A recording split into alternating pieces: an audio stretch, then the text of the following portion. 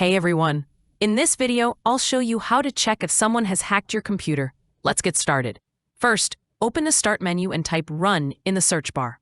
Click on the Run app, then type MRT and press Enter. This will open the built-in Windows malicious software removal tool. Click Next, and you'll see 3 scan options. Start with a quick scan. If nothing is found, go back and run a full scan. It's more thorough but will take longer to complete. Once the scan starts, wait for it to reach 100%. If any malicious files are found, Windows will remove them automatically. Next, open the Start menu again and go to Settings. Click on Apps in the sidebar, then select Startup. Here, you'll see all the apps that automatically run when you start your computer. Look through the list and toggle off any suspicious or unfamiliar apps. And that's it. Now you know how to check if your computer has been hacked or infected with a virus. If you found this video helpful, don't forget to like and subscribe for more tutorials. Thanks for watching.